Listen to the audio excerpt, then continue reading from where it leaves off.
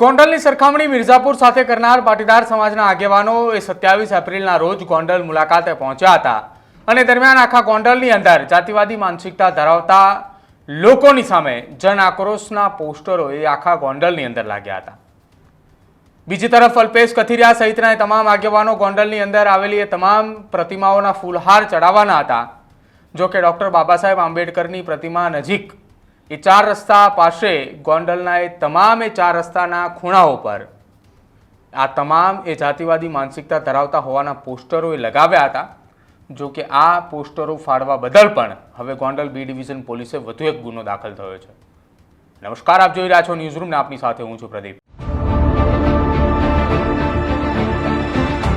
ગોંડલ ખાતે 27 એપ્રિલના રોજ જંગે એલાન પોલિટિક્સ હતું। બંને તરફ ભારતીય જનતા પાર્ટીના નેતા હતા અને આખા ગોંડલની અંદર ઉકળતા ચરુ જેવો માહોલ સર્જાયો હતો કે જ્યાં ગણેશ ગોંડલના સમર્થકોની અંદર હજારો લોકો રસ્તા ઉપર ઉતરી આવ્યા હતા। બીજી તરફ અલ્પેશ કથિરિયા, જિગીસા પટેલ અને ધાર્મિક માલવ્યાના સમર્થનની અંદર પણ અનેક લોકોએ સુરત સહિત ગોંડલના પણ લોકો તેમની સાથે જોડાયા હતા। જો કે આખી આ ઘટનાની અંદર સતત ગોંડલની અંદર રહી અને લોકોનો અવાજ ઉઠાવનાર અને સતત કોઈ પણ ઘટના ગોંડલની અંદર બને તો સૌથી પહેલા એ ઘટના મામલે વિરોધ દર્શાવનાર દિનેશ પાતર અને રાજુ સખિયા પણ આખા આ કાર્યક્રમની અંદર અલ્પેશ કથિરિયા સાથે જોડાયા હતા। વહેલી સવારે જ્યારે અલ્પેશ કથિરિયાએ ગોંડલ આશાપુરા ચોકડી ખાતે પહોંચવાના હતા તે પહેલાં જ દિનેશ પાતરના સોશિયલ મીડિયાના અંદર વિડીયો સામે આવ્યા હતા કે ગોંડલની અંદર આવેલા 4 રસ્તા ઉપર કે જ્યાં ડૉક્ટર બાબા સાહેબ આંબેડકરની પ્રતિમા મૂકવામાં આવેલી છે એ પ્રતિમાના તમામે તરફ જાતિવાદી માનસિકતા ધરાવતા લોકોને લઈને એક પોસ્ટરો આખા ગોંડલની અંદર માર્યા હતા ને 4 રસ્તા પાસે પણ એ પ્રકારના પોસ્ટરો માર્યા હતા। જો કે વહેલી સવારે જ દિનેશ પાતરે તમામ પોસ્ટરો ત્યાંથી ફાડી નાખ્યા હતા અને ઉખાડીને ફેંકી દેવામાં આવ્યા હતા। જો કે હવે આ પોસ્ટર ફાડી અને નાખી દેવા બદલ ગણેશ ગોંડલ દ્વારા દિનેશ પાતરની સામે પણ ગોંડલ બી ડિવિઝન પોલીસ મથકે આખી આ ઘટના સંદર્ભે વધુ એક ફરિયાદ દાખલ કરાવવામાં આવી છે। એટલે કે અત્યાર સુધીની આ ઘટનાની અંદર જો જોવા જઈએ તો હજુ પણ 27 એપ્રિલને લઈને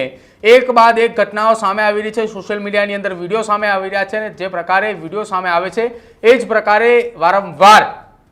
નવી પોલીસની ફરિયાદ દાખલ થઈ રહી છે। સૌથી પહેલા આ ઘટના સંદર્ભે પોલીસે જાતે જ સંજ્ઞાન લઈને ગણેશ જાડેજાના સમર્થકોની સામે ફરિયાદ નોંધી અને સાથે જ અલ્પેશ કથિરિયાના સમર્થકોની સામે પણ ફરિયાદ નોંધી। ત્યારબાદ વધુ એક ફરિયાદ રાષ્ટ્રધ્વજનું અપમાન કરવા બદલ ગણેશ ગોંડલના સમર્થકની સામે નોંધી તો સામે પક્ષે રાષ્ટ્રધ્વજ લગાવનાર કાર ચાલકની સામે પણ ફરિયાદ દાખલ કરવામાં આવી હતી। ત્યારબાદ વધુ એક હવે ફરિયાદ એડવોકેટ દિનેશ પાતરની સામે પણ નોંધવામાં આવી છે કે તેને ગણેશ જાડેજા એટલે કે ગણેશ ગોંડલે ગોંડલની અંદર લગાવવામાં આવેલા જે બેનરો હતા તે બેનરો ફાડવા બદલ તેમની સામે ગુનો જે છે તે દાખલ કરાવવામાં આવ્યો છે। એટલે કે હજુ પણ આ ઘટના જે 27 તારીખના રોજ ગોંડલની અંદર જંગે એલાન પોલિટિક્સ હતું એ હજુ પણ થંભવાનું નામ નથી લઈ રહ્યું। એટલા માટે થંભવાનું નામ નથી લઈ રહ્યું કેમ કે ગોંડલની અંદર બનેલી એ તમામ ઘટનાઓ સંદર્ભે એક બાદ એક ફરિયાદો દાખલ થઈ રહી છે અને ફરિયાદો દાખલ થવાનું બંધ થવાનું નામ નથી લઈ રહ્યું કેમ કે અત્યાર સુધીની અંદર આ ઘટનામાં જો વાત કરવામાં આવે તો 27 એપ્રિલની એ ઘટના સંદર્ભે કુલ 5 જેટલી ફરિયાદો દાખલ થઈ ચૂકી છે અને હજુ પણ જો કોઈ ફરિયાદ દાખલ થાય તો નવાય નહીં। બીજી તરફ ગોંડલની અંદર જે બનેલી ઘટનાઓ છે એ ઘટના સંદર્ભે પાટીદાર સમાજના આગેવાનો છેલ્લા કેટલાક સમયથી વારંવાર એ નિવેદનો આપી રહ્યા હતા કે ગોંડલ એટલે મિર્ઝાપુર।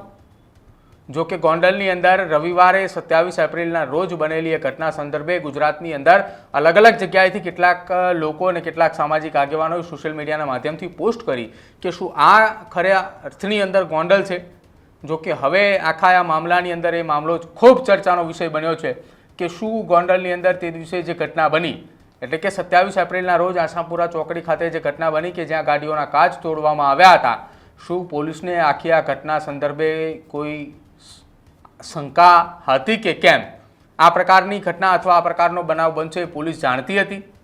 જો પોલીસ જાણતી હોય તો કેમ પોલીસે આ મામલે યોગ્ય કાર્યવાહી એ દરમિયાન જ ના કરી કે જેના કારણે આ પ્રકારની કોઈ ઘટના ન બને? વિરોધ કરવા આવેલા મોટી સંખ્યામાં સમર્થકોએ ગણેશ ગોંડલના હતા। જો કે સામે પક્ષ અલ્પેશ કથિરિયાના પણ સમર્થકોએ એ ફૂલ સ્પીડની અંદર ગાડી ચલાવી હતી અને ગણેશ ગોંડલના સમર્થકોને ગાડી નીચે કચડવાનો પ્રયત્ન કર્યો તે પ્રકારની પણ એક ફરિયાદ દાખલ થઈ છે। ત્યારે હવે આખી આ ઘટના સંદર્ભે જે નવી ફરિયાદ દાખલ થઈ છે કે જેમાં સમગ્ર ગોંડલની અંદર એ પોસ્ટરો મૂકવામાં આવ્યા હતા અને સાથે જ અલ્પેશ કથિરિયાએ જ્યારે 27 એપ્રિલે ગોંડલ આવે છે સ્વાગતની તૈયારી કરો આ પ્રકારની પોસ્ટ એ 25 એપ્રિલના રોજ અપલોડ કરી હતી ત્યારથી જ લઈને સોશિયલ મીડિયાના માધ્યમથી જાતિવાદી માનસિકતા ધરાવતા લોકોનો જનજનમાં આક્રોશ છે આ પ્રકારનું બેનર પણ એ સોશિયલ મીડિયાની અંદર વાયરલ થઈ રહ્યું હતું અને સોશિયલ મીડિયાની અંદર વાયરલ થઈ રહેલા એ બેનરની અંદર ગણેશ ગોંડલનો ફોટો પણ હતો અને ભગવત ભૂમિ ગોંડલને બદનામ કરનારા અને જાતિવાદી માનસિકતા ધરાવતા લોકોની સામે જનજનનો આક્રોશ આ પ્રકારનું લખાણ એ પોસ્ટની અંદર લખવામાં આવ્યું હતું જો કે આખા ગોંડલની અંદર આ પ્રકારના બેનરો જોવા મળ્યા હતા એ આશાપુરા ચોકડી હોય એ પછી અક્ષર મંદિર હોય કે પછી એ ગોંડલની બજારો હોય આ તમામ જગ્યાઓ પર આ પોસ્ટરો લગાવવામાં આવ્યા હતા જો કે ઉકળતા ચરુ જેવી સ્થિતિ સર્જાતા ગોંડલ પોલીસની ટીમે અલ્પેશ કથિરિયા સહિતના આગેવાનોને આખી આ ઘટના સંદર્ભે વાત કરી હતી અને જે રૂટ ઉપરથી આ પાટીદાર સમાજના આગેવાનોને ત્યાંથી પસાર થવાનું હતું એ રૂટ પોલીસની સાથે વાતચીત કર્યા બાદ બદલવામાં આવ્યો અને બપોરે ખોડલધામ ખાતે એક મોટી બેઠક પણ મળી હોવાની ચર્ચાઓ ચાલી રહી હતી જો કે ખોડલધામ ખાતે મળેલી બેઠક બાદ આખી આ મામલાની અંદર હવે આગામી સમયની અંદર ગોંડલ મુલાકાતે કયા પાટીદાર સમાજના આગેવાનો જવાના છે તેને લઈને ચર્ચાઓ અત્યારથી જ તેજ બની છે જો કે આગામી સમયની અંદર જો ગોંડલની અંદર પાટીદાર સમાજના આગેવાનોની કોઈ મુલાકાત થાય છે તો કદાચ હવે પોલીસ એટલો ચાપતો બંદોબસ્ત અને પૂરેપૂરો બંદોબસ્ત ગોઠવી શકે છે કે જેના કારણે આ પ્રકારની ઘટના ફરી એક વખત ના બને અને જેના કારણે પોલીસની સામે સવાલો પણ ઉપસ્થિત ન થાય તમારું શું માનવું છે ગોંડલના એડવોકેટ દિનેશ પાતરની સામે થયેલી આ ફરિયાદને લઈને તે ખાસ અમારા કમેન્ટ સેક્શનમાં જરૂર જણાવજો અને શું તમને હજુ પણ લાગી રહ્યું છે કે ગોંડલની અંદર 27 એપ્રિલના રોજ બનેલી એ ઘટના સંદર્ભે હજુ પણ